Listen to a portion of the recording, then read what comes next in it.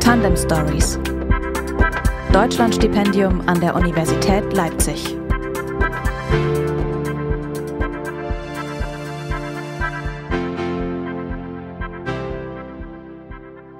Hallo und herzlich willkommen zu einer neuen Episode der Tandem Stories, dem Podcast rund um das Deutschlandstipendium an der Universität Leipzig. Mein Name ist Tobias Rohe und ich freue mich, dass ihr dabei seid. Diese Folge wird ein bisschen anders als die anderen, denn wir werden im Gespräch zwischen Deutsch und Englisch wechseln. Tandem Stories go international sozusagen. Wir haben nämlich heute einen wahrhaft honorigen Gast aus den USA, der in Leipzig nicht nur von Berufswegen heimisch geworden ist. Und ich begrüße eine Studentin, die es in die Welt zieht. Ich spreche also mit zwei Menschen, die beide im weitesten Sinne damit zu tun haben, zwischen Kulturen und unterschiedlichen Perspektiven zu vermitteln. Die Rede ist von Herrn Generalkonsul Toko und Katharina Austilat. Kenichiro Toko ist seit August 2020 Generalkonsul der USA in Sachsen, Sachsen-Anhalt und Thüringen. Mit Leipzig ist er dabei besonders verbunden, denn hier in der Stadt befindet sich auch der Sitz des Generalkonsulats. Und in diesem Jahr stiftet das US-Consulate General Leipzig erstmals ein Deutschlandstipendium an der hiesigen Universität. Mein zweiter Gast ist demzufolge die Stipendiatin, die in den Genuss dieser Förderung kommt, Katharina Austilat. Die 25-Jährige studiert Amerikanistik im Masterstudium und hat ein besonderes Interesse für geschichtspolitische Themen, hier vor allem für die Erinnerungskultur. Deswegen arbeitet sie im Verein Netzwerk für Demokratische Kultur in Wurzen und davor als studentische Hilfskraft im Zeitgeschichtlichen Forum in Leipzig. Beide, Generalkonsul Toko und Katharina Austilat, sind also auf unterschiedliche und doch verbindende Weise für die öffentliche Verständigung über Zeitgeschichte unterwegs. Schließlich geht es Ihnen, Herr Generalkonsul, das ist auf der Webseite des Konsulats zu lesen, genauso darum, den Amerikanerinnen und Amerikanern Mitteldeutschland zu erklären, wie es darum geht, den Menschen hier Amerika näher zu bringen. Sehr spannend und ein Thema, bei dem es im weiteren Sinne um das Übersetzen verschiedener Sprachen geht. Und damit sage ich Hallo Katharina und Hello Mr. Toko. Schön, dass Sie beide heute hier sind. It's a pleasure to have you both here with me today. Thank you very much for having us. It's a pleasure. Mr. Toko, Leipzig is not the first stop in your professional journey. What do you like about the city? There's so much to like about this city. It's such a comfortable place to live for myself and my family. It's a beautiful city. The people are very friendly. There's a lot of green, a lot of parks, a lot of history and culture here as well. So it's just a very pleasant place for us. Ich übersetze kurz auf meine Frage, was ihm besonders in Leipzig gefällt, hebt Mr. Toko die sehr freundlichen Menschen hervor. Er sagt, dass Leipzig eine Stadt voller Kultur ist, eine sehr grüne Stadt mit vielen Parks.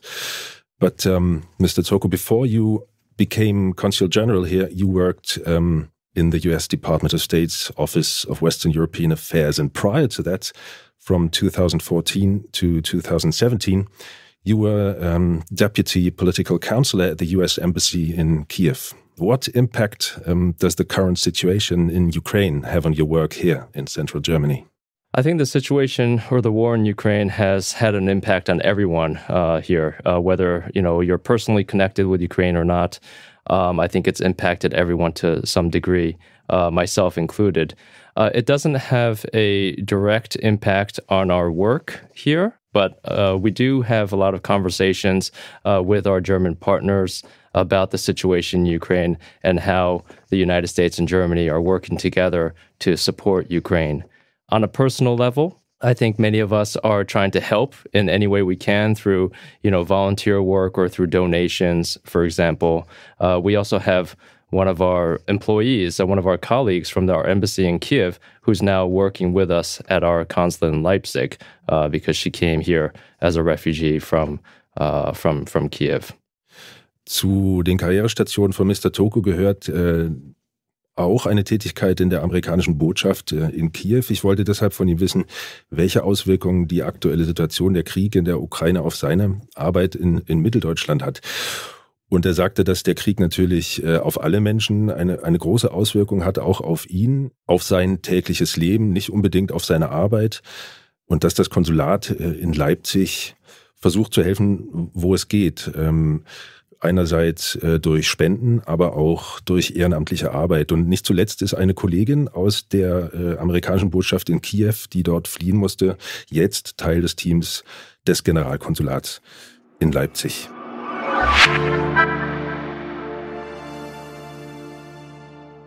Katharina, before you started your master's program, you had already completed 2 bachelor's degrees, one in American studies and one in cultural studies. How do these subjects combine for you personally? I think for me personally, especially the combination or integration of cultural sciences in American studies underlines what I most appreciate about American studies at the Leipzig University, which is the interdisciplinary approach. And also in both fields, my focus is and was on cultural history especially, and also memory studies. So I think that also I was able in this combination to further engage with different contexts of memory and how memory is constructed in Germany and the US. And I think it's really crucial for me also to understand remembrance discourses in Germany before understanding it in other places and in other settings, for instance, in the United States. Yeah, so I can see differences, but also a lot of similarities, which is really has proved very fruitful for my studies so far. Katharina hat vor ihrem Masterstudium bereits 2 Bachelorstudiengänge absolviert, Amerikanistik und Kulturwissenschaften. Und auf meine Frage, wie sich diese beiden Fächer für sie persönlich verbinden, vielleicht sogar befruchten, hat sie gesagt, dass sie dadurch den interdisziplinären Ansatz der Amerikastudien noch besser nutzen kann. Außerdem, dass sie durch den oder ihren eigenen Fokus auf Kultur- und Erinnerungsforschung die Erinnerungsdiskurse in Deutschland und in den USA besser vergleichen, dadurch besser verstehen kann. Katharina, can you give an example of such a discourse of remembrance that you are talking about? What is it? One example would be the aspect of, for example, multi-directional memory, which is a concept by Michael Rothberg, which also understands memory not as a narrative that competes with other narratives of history and memory, but that also understands how different narratives of memory interact with each other. So, for example, how also the memory of the Holocaust can be understood in contrast or in discourse with the memory of slavery in the US, for example, or colonization in Europe. Ich wollte wissen, ob Katharina ein kleines Beispiel geben kann für Erinnerungsdiskurse, und sie hat einen theoretischen Ansatz mir genannt, in dem es darum geht, Narrative über Erinnerungen quasi in ihrer Konstruktion im Dialog mit anderen Narrativen zu verstehen. Ja, ich finde, das ist eine sehr, sehr spannende Sache, macht das Blickfeld natürlich sehr weit und kann durchaus sehr fordernd sein, wie ich mir vorstelle. But okay, let's switch back to English. Besides studying, you're also doing voluntary work, and you're doing this for the Netzwerk für Demokratische Kultur e.V. in Wurzen. What exactly are you doing there? Well, first of all, the Network for Democratic Culture is an association or NGO, as you said, that is located in Wurzen, and that supports participation and engagement in the civil society. And we provide spaces and infrastructure for ideas, but also host and organize cultural events, and also do educational work, also supporting refugees. Right now, there's a lot of Ukrainians also living in Wurzen, where we are an address for them to turn to. And I'm in the project department of Remembrance Culture, which means that I support and help to create a participatory and active or lively culture of remembrance in the society or in the civil society in Wurzen, which comes in different forms. For example, we do educational workshops in historical education at schools or in youth groups, but also host organizing public events. For example, we have a reading in May 10th of May, where we remember the Nazi book burning from 1933, where we explicitly also ask people from Wurzen to read with us from works that were banned and burned back then. So we have a focus on local history, but also to engage with the people from Wurzen in learning from this history. Understand. Katharina arbeitet neben ihrem Studium, das hatte ich ja schon erwähnt, beim Netzwerk für Demokratische Kultur in Wurzen. Und ich wollte wissen, was sie da eigentlich genau macht. Und sie sagt, der Verein unterstützt politische Teilhabe, politisches Engagement dort in der Region. Sie selbst arbeitet dort im Projektbereich Erinnerungskultur und mit dem Fokus auf lokale Geschichte. Und dort unterstützt sie zum Beispiel mit Bildungsworkshops oder in öffentlichen Veranstaltungen, wie jetzt demnächst am 10. Mai, eine öffentliche Lesung, die an die nationalsozialistische Bücherverbrennung von 1933 erinnert. Dort wird aus damals verbrannten Werken gelesen, auch mit Menschen aus der Stadt. Aber das Netzwerk fungiert auch als Anlaufpunkt für ukrainische Flüchtlinge momentan. Also da wird sehr, sehr viel getan. Mr. Toko, in March you yourself visited this Network for Democratic Culture in Wurzen. You saw it personally. Which impressions did you gain of the work that's done there? Yeah, I had the pleasure of visiting them, and I was very impressed by their work. I'm very impressed by their commitment, and also I applaud the commitment of young people like Katharina, who are very much involved in organizations like this. I think it's so important to, be involved, especially for the younger people, to be involved in protecting our democratic institutions, our democratic values, and because, you see right now in Russia, for example, what's happening, what happens when you don't have those kind of democratic values and strong democratic institutions. And so I think it's really incumbent upon each and every one of us to do what we can to protect our democratic societies. One thing that President Biden has said is that democracy does not happen by accident. None of us can take democracy for granted. And so each and every one of us has a role to play in defending and protecting our democratic values. Generalkonsul Toko hat im März sich selbst ein Bild vom Verein Netzwerk für Demokratische Kultur in Wurzen machen können. Er ist selbst dort hingefahren und hat den Verein besucht. Und von seinem Besuch hat er erzählt, dass er sehr beeindruckt ist von der Arbeit dort, auch von Katharinas Engagement dort. Außerdem findet er, dass Organisationen wie dieses Netzwerk eben sehr, sehr wichtig sind und dass sich unbedingt viele junge Menschen in solchen Organisationen engagieren sollten. Schließlich sei eine starke demokratische Kultur wichtig, um extremistische Ideologien zum Beispiel vorzubeugen und demokratische Werte wie bürgerliche Freiheiten und alles, was dazugehört, seien für eine Demokratie zwar immens wichtig, aber eben nicht selbstverständlich. Er hat auf eine Rede von Präsident Biden hier angespielt. Und sie müssten hart erarbeitet werden. Und da käme es eben auf jeden von uns an, zum Beispiel sich in einem Verein zu organisieren und zu engagieren wie dem Netzwerk für demokratische Kultur. Coming back to the Deutschlandstipendium and to Katharina, why does the Consulate General endow a scholarship at the Leipzig University for the first time this year? And what do you expect from connecting with young German students here in Leipzig? Yeah, we're very proud to be supporting the Deutschlandstipendium for the first time this year. For me, youth engagement has been one of my top priorities since I started my job here in Leipzig from the very beginning. So we've done a lot of youth engagement through, for example, our Meet Us program, where I visit a lot of schools and meet with students. We established a youth council at the consulate as well last year. So this support for the stipendium is just a natural extension, I think, of our commitment to furthering youth engagement and to strengthen our transatlantic relations.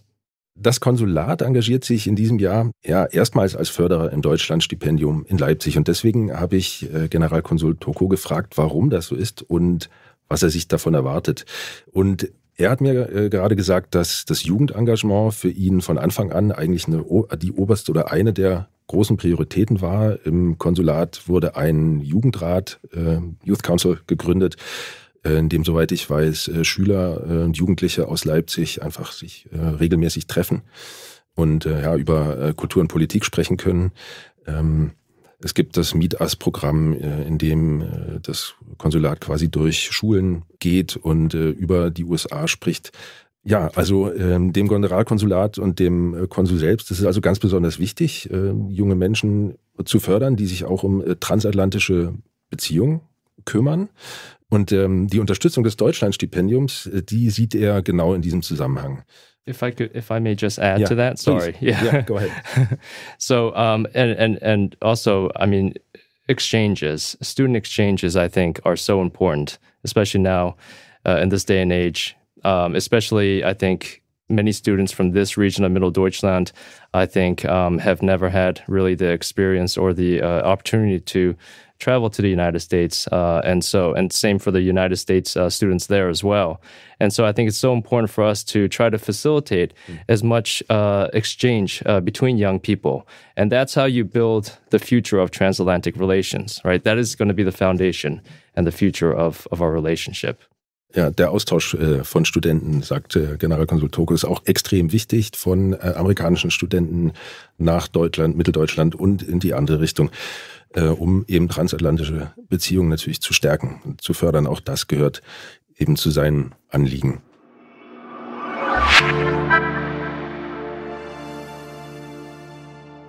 Katharina, how did you feel, and what were your expectations when you heard that the American Consulate General would be your Deutschlandstipendium sponsor? I mean, that's not something everybody, sorry, can't finish the sentence right now. Okay. Yeah, for me, I think it posed as a great opportunity also to learn more about the consulate, as well as also to gain insights into the political work that they do, especially as I'm studying American studies, but like my perspective is really on a very theoretical level, and also, as you just mentioned, I don't really have contact with any like US citizens at the moment. So it's a much different perspective also on the US.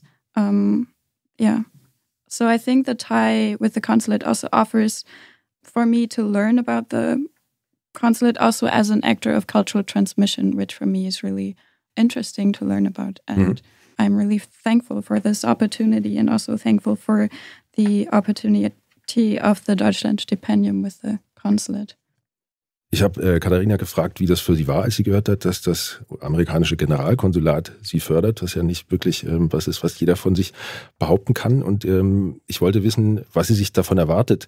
Und sie hat gesagt, dass sie natürlich sehr, sehr dankbar ist und sie findet das eine großartige Gelegenheit, aus erster Hand sozusagen tatsächlich amerikanische Kultur, amerikanische Bürger kennenzulernen. Das, was Generalkonsul Toko gerade angesprochen hat, der Austausch findet hier sozusagen schon statt. Und dass es für sie sehr wertvoll ist, eben praktisch Einblicke zu bekommen, auch in die politische Arbeit des Konsulats. Und es ist natürlich interessant für sie, das Konsulat als Kulturvermittler kennenzulernen, denn das ist ja schließlich auch das, was sie selber macht, was eins ihrer großen Interessenfelder ist. Das hat sie vorhin ja schon erzählt. Ich kann mir vorstellen, dass das sehr, sehr spannend ist, das alles aus nächster Nähe zu erleben. Katharina, could you maybe imagine to apply for an internship at the Consulate General? Because there is one. I've seen that. Yeah, I saw that too. I didn't really make up my mind for that yet. Yeah. But maybe it's interesting. It's a possibility for sure. Yeah. Mr. Toko, can you do the internship in parallel to studying, or is that something? Absolutely. Yeah. I mean, and we welcome interns. We've had so many interns, and they've gone on to very successful careers, and maybe not jobs directly related to our work, but certainly in the international field or multicultural fields.